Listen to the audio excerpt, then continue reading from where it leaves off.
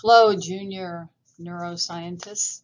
So this is module 7B. We're in chapter 13, the peripheral nervous system, or CNS. So this is the first video for the PNS. And so to begin with, we'll do a little bit of a review and then we'll talk about sensory receptors. So in this flow chart, shows us the CNS over here, so we did that in chapter 12. And now the PNS is a peripheral nervous system. And you can see there's two parts. There's a sensory afferent division. So that's information coming from the periphery into the peripheral through the peripheral nervous system and then into the central nervous system. And then the peripheral nervous system will direct motor efferent impulses from the CNS out to the periphery. So let's try these bullets over here on the left-hand side. So it says a nerve. So first of all, you have to remember a nerve is just a bundle of axons of neurons, and those axons live in the peripheral nervous system. So a nerve that carries autonomic signals away from the central nervous system is classified as what? So if you're if you're a nerve, that means you're in the peripheral nervous system. So we're over here in the PNS. If you're carrying autonomic signals away from the CNS, so you're over here, you're classified as a visceral efferent neuron is the answer. Visceral efferent neuron. If you are a nerve that carries autonomic signals toward the CNS, then you are a visceral afferent neuron. If you are a nerve that carries somatic signals away from the CNS, then you're classified as a somatic efferent neuron. And if you are, and then if you are a nerve that carries somatic signals toward the CNS, you are classified as somatic. So in the sensory afferent division, basically somatic afferent neurons and their axons traveling in nerves will carry sensory information towards the CNS. And if you're somatic, remember you have to think skeletal muscles, joints, and the skin.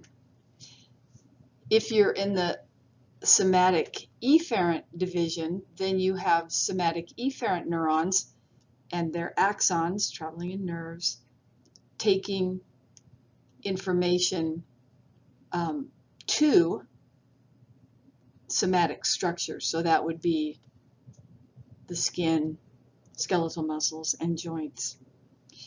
If you are over here and you are a visceral afferent neuron, then the axons of those visceral afferent neurons would travel in nerves, and that would be sensory information coming from your viscera, which includes your heart, your lungs, your intestines, your bladder, etc. If you are a visceral efferent neuron, that means your axons would be traveling in nerves, and you would be sending information from the CNS out to the PNS and to the viscera. So you would be sending information to your heart, your lungs, your intestines, etc. So this is a review. We've looked at this before. If you come down here, it says this is the spinothalamic pathway. So spino means it's the pathway starts in the spine and routes up to the thalamus, and it's sensory information. So if you look down here, this is hopefully no one's ever done this to anyone or had this done to them. Looks like someone's got a match to this foot. And there are temperature receptors in the foot, and they detect an increase in temperature. There's also pain receptors there too that will detect the pain of the flame.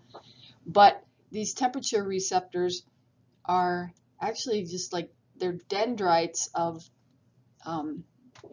somatic afferent sensory neurons. So the temperature receptors are here in the dendrites, and they'll detect the increase in temperature. And then if this signal here as a graded potential is strong enough, the heat is strong enough, then you'll get a graded potential here.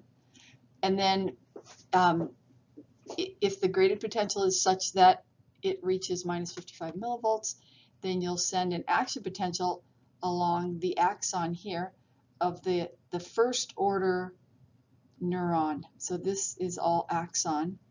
This is axon of the first order sensory neuron. This little guy here is the cell body of the first order sensory neuron. But then the information about this temperature change will continue to travel along the axon of the first order sensory neuron. And then if you see right here, you have a synapse between the first order sensory neuron that came from the periphery. You'll synapse with this second order sensory neuron that lives in the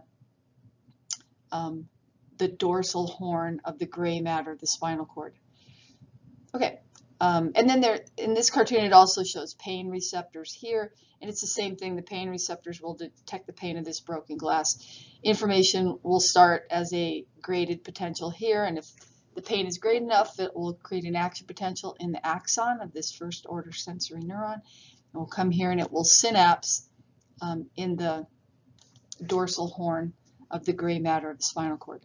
And then both the information about temperature and pain will travel in this thing called a lateral spinothalamic tract. So information is traveling as an action potential because these blue things are axons. You're in the central nervous system, by the way, now. And then those second order neurons will synapse up here with third order neurons. And then the third order neurons will send information to the primary somatosensory cortex. Because remember, your skin and your skin in this cartoon, that's somatic. Remember, skin, skeletal muscle, and joints, that's all the somatic nervous system. So this would be the information about your cut finger or your hot foot would travel to the primary somatosensory cortex, and then you would feel the pain and you would feel the heat. So that's the spinothalamic pathway in the sensory division. And then there's a few notes here. It just says there's this process, it's called transduction. That's when the energy, so there's heat here, there's a match here, it's going to create energy which will stimulate that receptor here in the dendrites of the sensory neuron. And then that receptor energy, or receiving that information about the heat, that energy will be transduced into the energy of a graded potential. And then if that graded potential reaches minus 55 millivolts, then you'll get an action potential. And then the action potential, we said, goes to the thalamus. And then from the thalamus, the action potential goes to the primary somatosensory cortex that lives in the postcentral gyrus of the cerebral cortex, which we talked about when we discussed the central nervous system. Doesn't show in this cartoon, but there's you'll also relay that information from this action potential that started here in the skin. You'll relay that information to the association area, and then the meaning of the stimulus will be interpreted. So, you know, some people will interpret the meaning of a cut finger differently than other people. Depends on your the genetics and your association areas. So this next cartoon, this is the motor efferent cartoon showing the motor efferent pathway. So basically, you start up here in the primary motor area of the cerebral cortex, and this neuron, so you can see here's the cell body, here's the axon. This is called an upper motor neuron, and if you want to move your arm, so you want to flex your skeletal muscles, you start the program up here. Information travels as an action potential in the upper motor neuron, and then it crosses over here in the pyramid of the medulla oblongata. That's called decussation, crossing over. And then that motor information will travel in these tracks. So for example, this is a corticospinal tract. This tells you the information starts in the cortex and moves down the spine. And then in the ventral horn of the gray matter of the spinal cord, you'll have a synapse between the upper motor neuron and the lower motor neuron.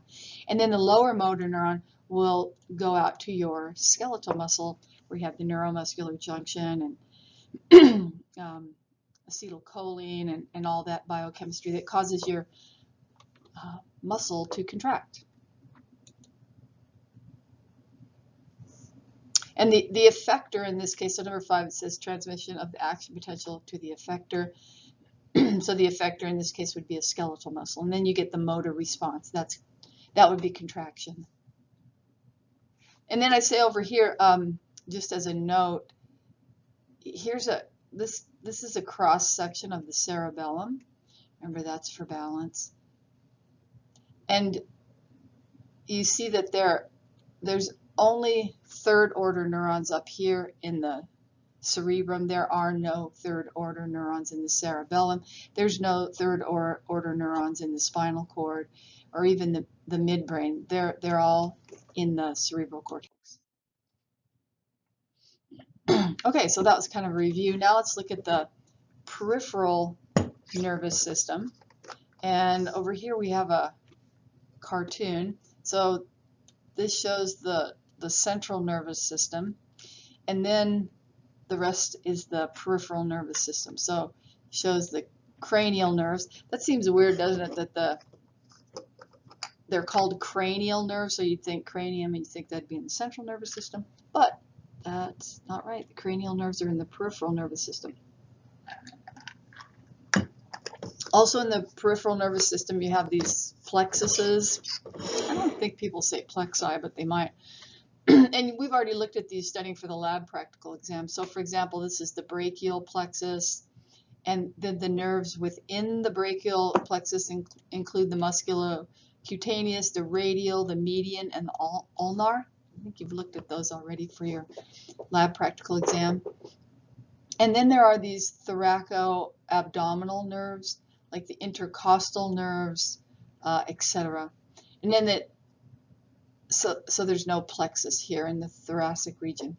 And then you go lower and you go to the lumbar plexus, including the obturator nerve, the femoral nerve, and then muscular branches of the femoral nerve, and then the saphenous nerve. And then you also have the sacral plexus, and all these nerves are involved in the sacral plexus. So this basically all neural structures outside the brain and spinal cord constitute the peripheral nervous system. So that includes sensory receptors. So this is a cartoon I have here. There would be sensory receptors out here in the skin. The peripheral nerves in their plexus, that's this cartoon. That's this guy here. This whole cartoon shows the peripheral nerves and their plexuses. And then the cranial nerves up here. So all the cranial nerves except cranial nerve 2 are in the peripheral nervous system. The ganglia, so we haven't really talked about the ganglia, but we'll talk about that on the next slide.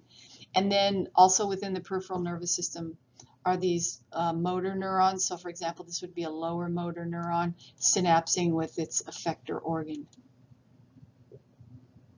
And then just in general, effector organs are muscles or gland cells that respond to efferent impulses, in this case somatic. So this is a cartoon of the spinal cord, and then here's the vertebra. So here's the spinal cord. This is a vertebra. This blue thing is a disc. So it's blue. Remember what blue means? Cartilage. Yeah, between two vertebrae. And then, so obviously the spinal cord is part of the central nervous system. So the brain and spinal cord is the central nervous system. But when you start sending projections out of the spinal cord, then you're in the peripheral nervous system. So let's just do a quick review. This stuff, we're in the spinal cord. So this is CNS. This is the gray matter. So remember, you have these horns of the gray matter. So the ventral horns, the dorsal horns are back here, and then the lateral horns are here. And then this stuff that's superficial to the gray matter and the gray matter's horns, that's white matter. Now, if you are a nerve and you are leaving the spinal cord, remember a nerve is just a bundle of axons. So if you are a nerve, you start here. So here you're coming out of the spinal cord on either side. And these little yellow lines that initially come out of the spinal cord are called dorsal and ventral rootlets of the spinal nerve. So these rootlets are going to obviously converge into a spinal nerve. And remember we said this is dorsal, so that's posterior, and this is ventral. So these would be ventral rootlets of the spinal nerve, and back here would be dorsal rootlets of the spinal nerve. And then when the rootlets converge ventrally, you have the ventral root of the spinal nerve here, and in the back you have the dorsal root of the spinal nerve. And then where the ventral root of the spinal nerve and the dorsal root of the spinal nerve converge.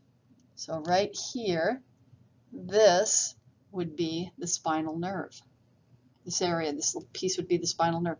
But then the spinal nerve sends a ramus or a projection dorsally. So your spinal nerve for a little bit, and then you send this dorsal ramus of a spinal nerve, and then it splits again. If you send a dorsal ramus of the spinal nerve, you also send a ventral ramus of the spinal nerve. That's this thing right here. Okay. And then these guys along here are sympathetic trunk ganglion that we'll talk about later when we do autonomic nervous system and the sympathetic nervous system. Okay. So that's a review or a basic overview, not a review because we haven't talked about it yet, but it's an overview of the spinal nerves. And then so the spinal nerves come out of the spinal cord, like I just showed, and then they can move into what's called a plexus, and this is just a cartoon of the brachial plexus. So the ventral ramus of the spinal nerve will morph into this thing called a plexus, and in this cartoon it's brachial plexus. So we have the radial nerve, musculocutaneous, the ulnar nerve, and the medial nerve, and then all these branches of those nerves. Oh, and yeah, here's the radial nerve. And then, for example, you have the dorsal branch of the ulnar nerve, the superficial branch of the ulnar nerve, the digital, so fingers, digital branch of the ulnar nerve. So you have these nerves, and then you have branches of the nerves. So this, but this area up here, this whole thing is the brachial plexus. Okay, so now let's talk about sensory receptors. Sensory receptors they're specialized biological structures, and they're specialized to respond to changes in their environment. So for example, in this cartoon, here's the skin, and here is our first order sensory neuron with free dendrite endings detecting Doesn't say what it is in the cartoon, but it could be pain in the skin. And then this, well, let's trace it. So this would be a first order sensory neuron coming from the skin. Information would travel along an axon up here, and you would synapse in the brainstem, and then the second order neuron would be here, and you'd synapse with the third order neuron in the thalamus, and then that third order neuron would take you up here to this blue strip, the sensory cortex. So when you activate sensory receptors,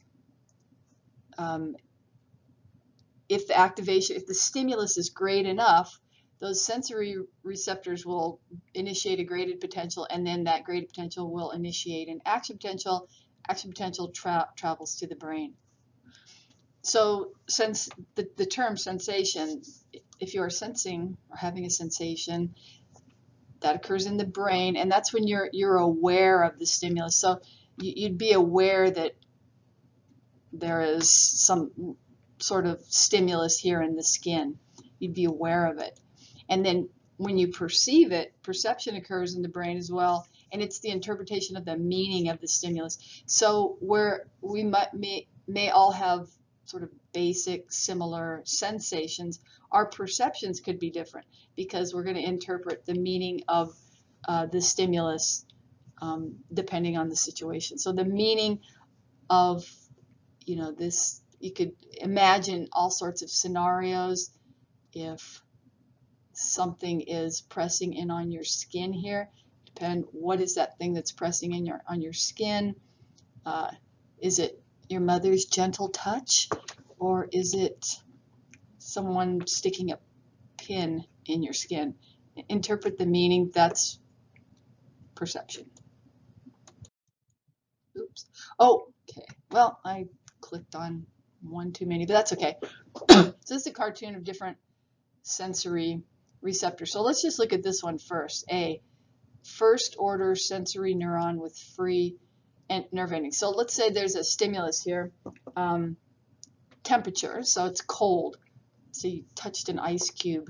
So you have a cold stimulus in your fingers. So these free neuron, actually this should probably say neuron endings, or your dendrites in your sensory afferent neurons. These dendrites will detect that it's cold. And if you could read the membrane potential changing in these dendrites when the cold was there, you'd get something called a generator potential. So maybe you're here at, I don't know, this could be -70.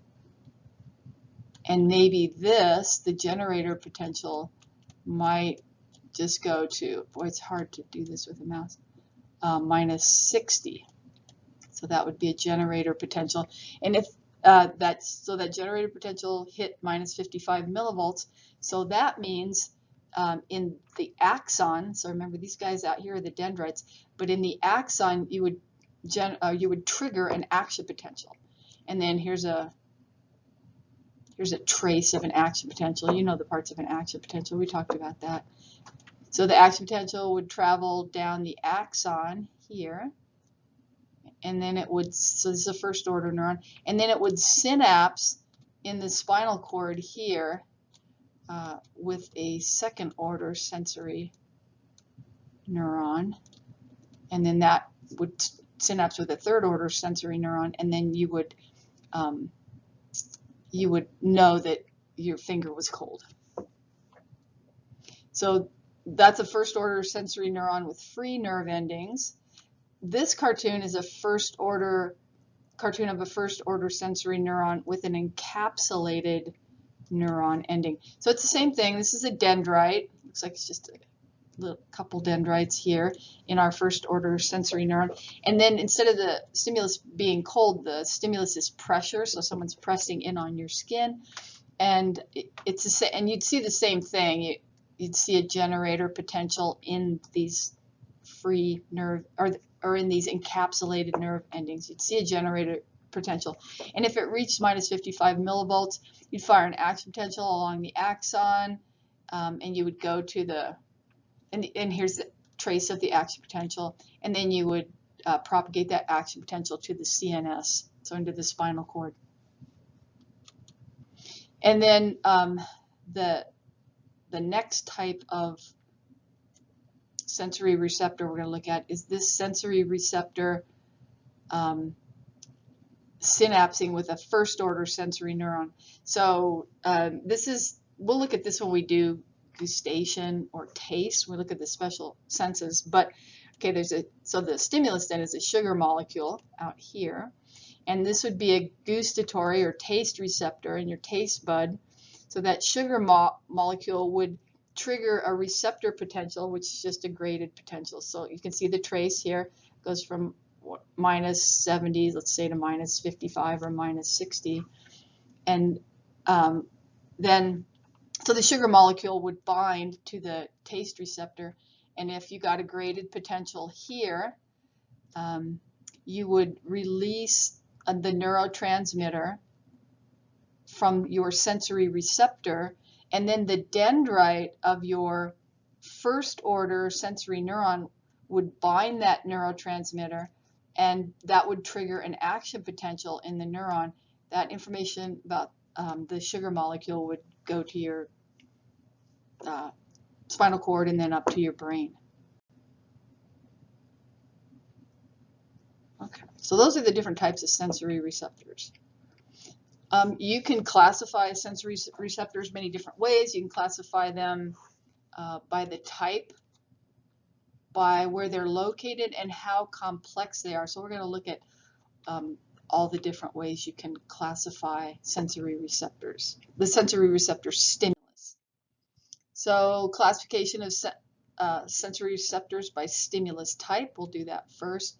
So the type of stimulus can be touch, pressure, vibration, stretch, itch, and those sensory receptors would be called mechanoreceptors. So where the stimulus is touch, pressure, vibration, stretch, and itch. Another stimulus type is a thermoreceptor. So temperature, change in temperature, the stimulus is temperature, change the temperature, those sensory receptors that detected that would be called thermoreceptors. We'll look at photoreceptors. When we look at the eye, the stimulus is light energy, and that will allow for you to see things.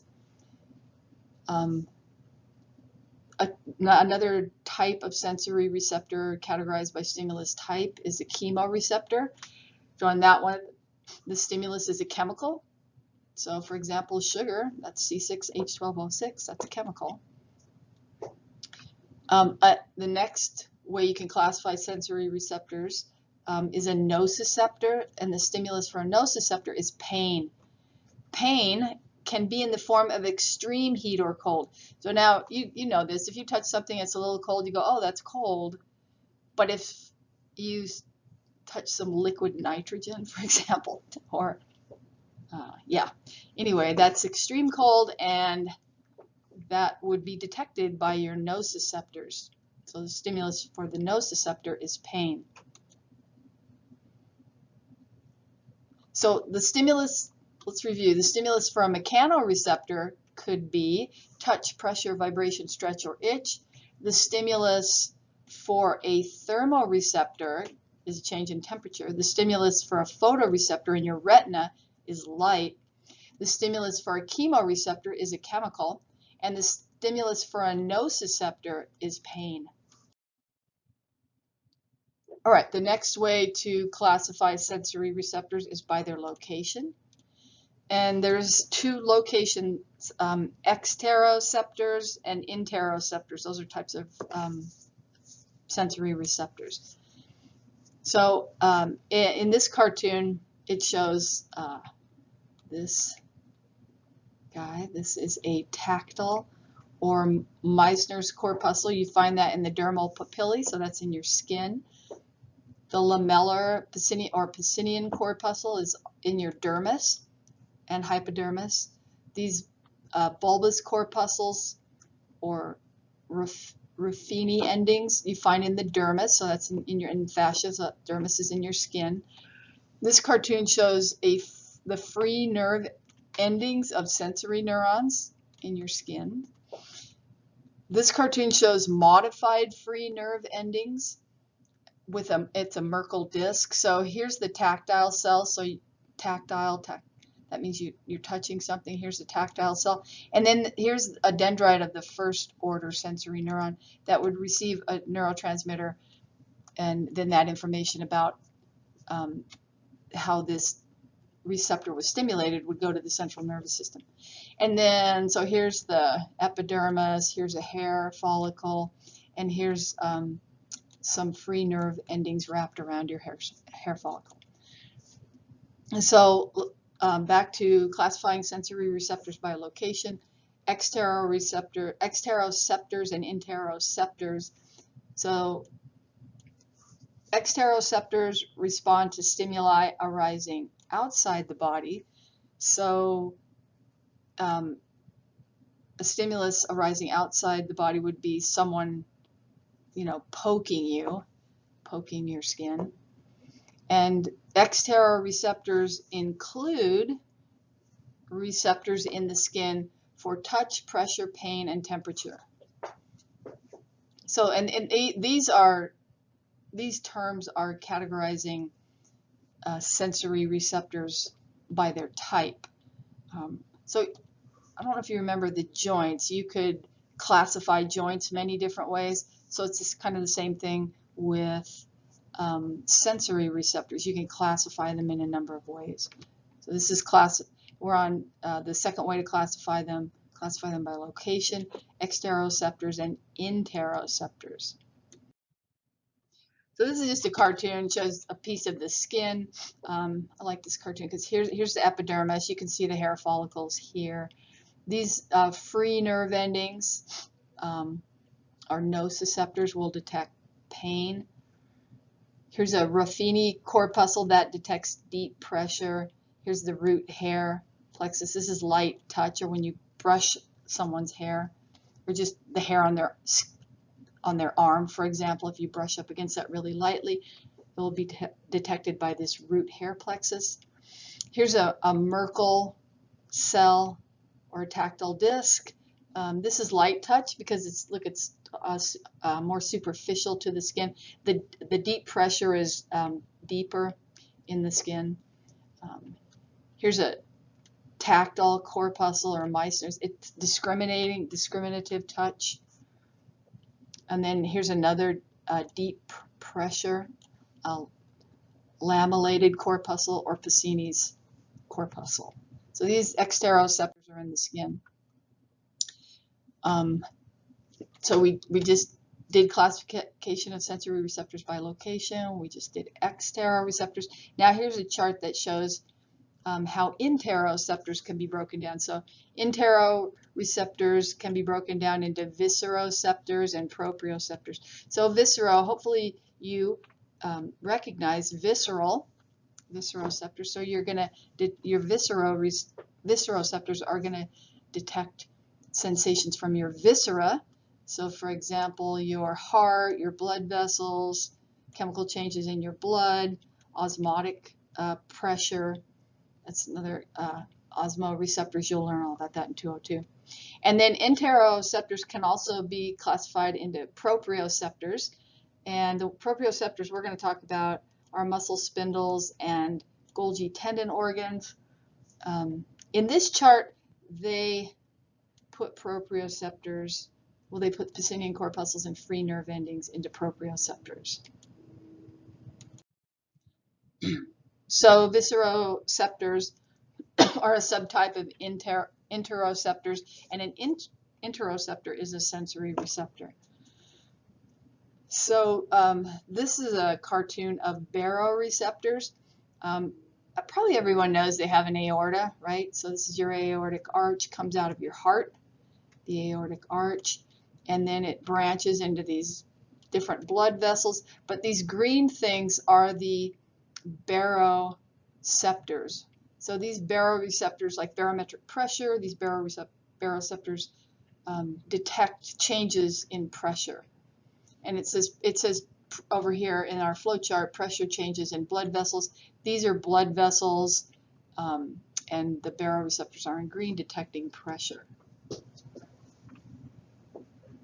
So the interoceptors basically respond to stimuli arising in the viscera. So if you're, for example, part of your viscera are your blood vessels. If your blood pressure goes up, then these baroreceptors will detect that change in blood pressure. There's also receptors that will detect chemical changes in your blood too.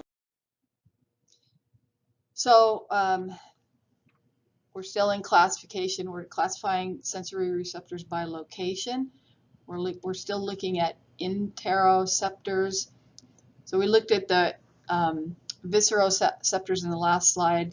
Now we're going to look at a type of interoceptor called a proprioceptor. And I'm going to look at the muscle spindle and the Golgi tendon organ.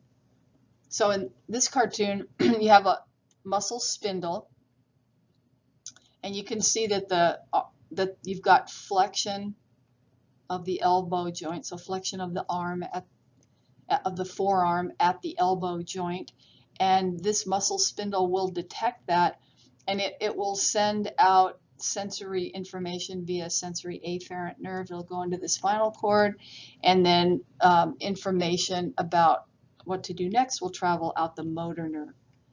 And we'll talk about how this reflex works later on. So proprioceptors, just in general, inform your brain of your movement and your body position. So I think I told you this several videos ago, but if someone's clumsy, I like to refer to them as proprioceptively challenged people because they don't know where their body is in space, as well as unproprioceptively challenged people, and they look clumsy. The phenotype is clumsy. But proprioceptors are part of your genetics.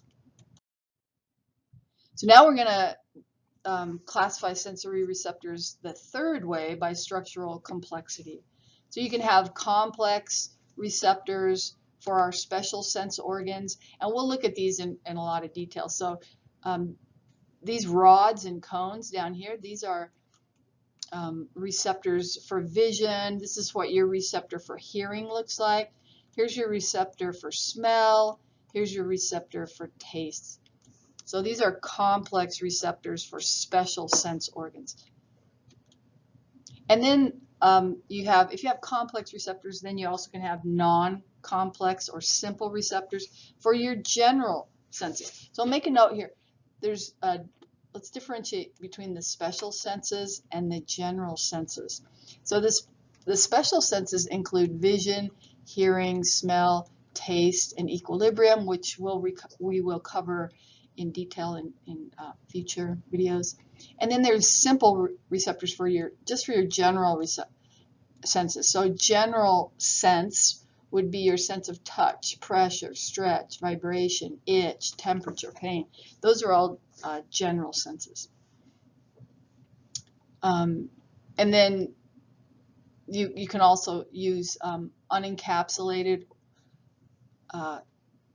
receptors, or they can have a capsule around their dendritic endings. And this is a cartoon for the general or simple receptors for general senses. So this would just be a cartoon of a free nerve ending. So these are the dendrites. And then this cartoon is a Meissner corpuscle. So the dendrites of your first order neuron are wrapped up in this corpuscle. So this cartoon is the skin. So here's a hair follicle. Here's a touch receptor wrapped around the hair follicle. Here's the axon of that sensory afferent neuron associated with the touch receptor. And if you follow that, the information about how your hair is being touched goes to the brain. Here's a touch receptor. Let me back up. This is the epidermis, just so you get your bearings. This is the epidermis, and then all this pink stuff is dermis. So touch receptor, it's pretty superficial. Here's a free nerve ending, so it's pain receptor. This is a heat receptor, and here's a cold receptor. So this cartoon shows simple sensory receptors. They're non-complex and they're unencapsulated, so they don't have any capsules around them. These include the thermoreceptors for temperature, light touch receptors like tactile discs, hair follicle receptors. These are all unencapsulated. Their dendrites don't have a capsule around them. And then also pain receptors. So for example, if you look over here at the cartoon, the pain receptor, they're just free nerve endings. There's no capsule around them.